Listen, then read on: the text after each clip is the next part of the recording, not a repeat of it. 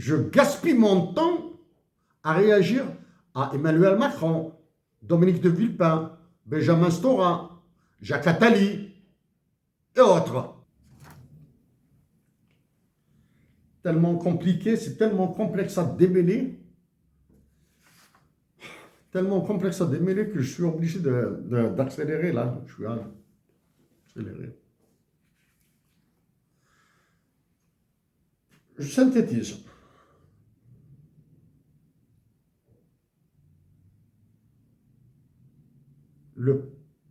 L'Inde et le Pakistan sont en guerre. Ils sont en train de négocier. Le Canada et les États-Unis d'Amérique sont en guerre. Ils sont en train de négocier. La Russie et l'Ukraine sont en guerre. Ils sont en train de négocier.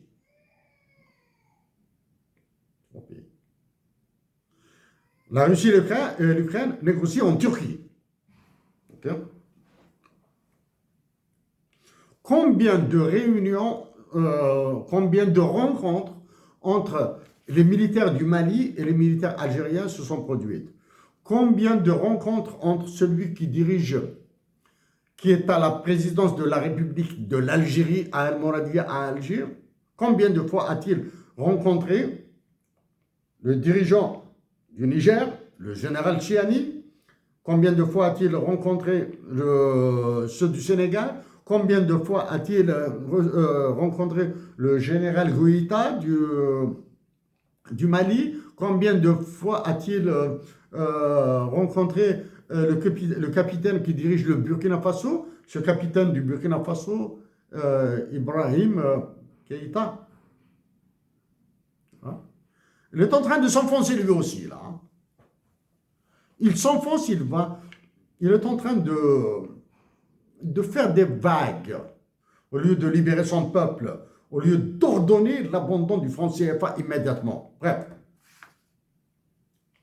Donc il y a eu ce mandat complètement débile, mandat d'arrestation,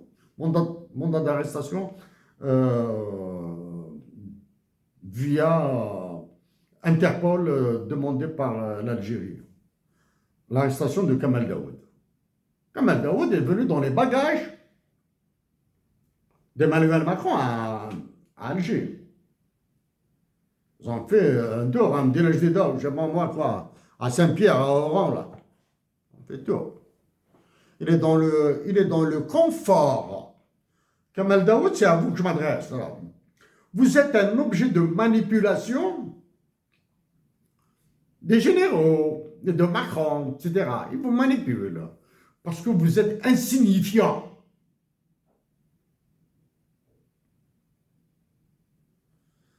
Kamal Daoud, il faudra que vous chassiez de votre esprit un quelconque poids de ce que vous faites dans ce qui se passe en Algérie et dans ce qui se passe entre l'Algérie et la France. Vous êtes une bille, même pas une quille, vous êtes une bille avec laquelle jouent les enfants. Kamal Daoud, il y a assez longtemps maintenant, je vous ai contacté pour que, au même titre que votre compère là, Yasmina Khadra, je vous ai contacté pour avoir votre opinion sur la dotation de l'Algérie d'un hymne national bilingue en arabe et tamazight. Très bien. La constitution algérienne a été modifiée avant, elle a été modifiée une dernière fois. Dans la dernière modification de la constitution algérienne, conduite prétendument par des universitaires algériens, il y avait un article qui porte sur l'intervention de l'armée algérienne à l'étranger. Un article criminel. Mais par contre, la constitution d'avant, personne ne sait qui l'a rédigé. Okay? Vous êtes absent. Vous croyez que votre nom est associé à de sales histoires, et je préfère, je m'abstiens de m'associer à ça. Kamal Daoud, que pensez-vous de la dotation de l'Algérie d'un hymne national bilingue? Ah, vous allez me dire que voilà un mec qui a parlé du droit international, de l'économie, du franc CFA, etc., parce qu'il n'a rien à voir avec la littérature, etc., etc. Non. Je viens de vous lire un passage de ce livre. Ça veut dire que la littérature m'intéresse. Dois-je citer des Algériens vivants que je lis? Je préfère les laisser tranquilles. Mais les Algériens vivants que j'ai lus, je les cite dans des sujets un peu plus durs que ça, hein, dans des théories d'économie, de relations internationales. Hein. Mais vous, jamais. Rien. Et pourtant, nous avons signé dans le même journal ensemble, hein, dans le quotidien d'Oran. Oui, Kat Bessine, à l'âge de 17 ans, défendait l'Algérie à Paris. Kat Bessine est mort. Je préfère parler des morts. C'est un plaisir, c'est une joie. Oui, je préfère parler de Aziz Chouaki, écrivain algérien mort en France. Un écrivain qui aimait l'Algérie. D'accord? Mais je préfère vous associer à... Comment il s'appelle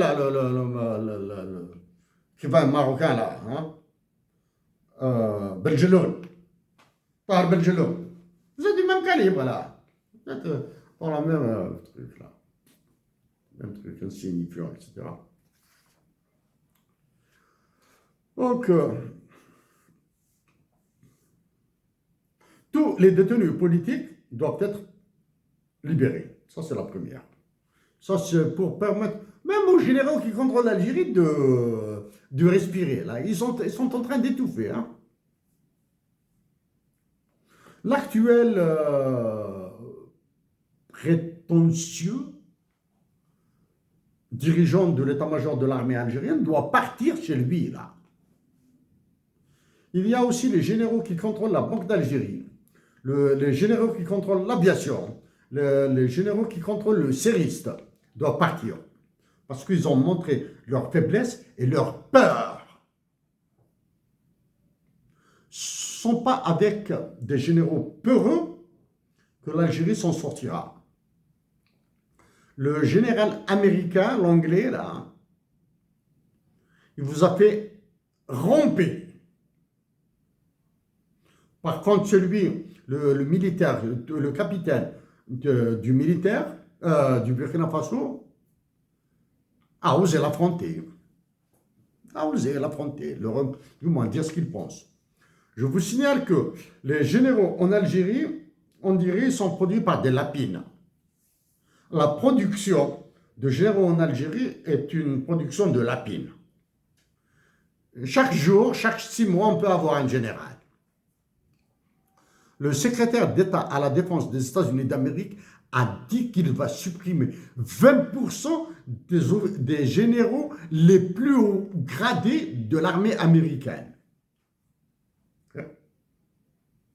La différence entre un pouvoir civil et une démocratie à l'américaine et un pouvoir militaire.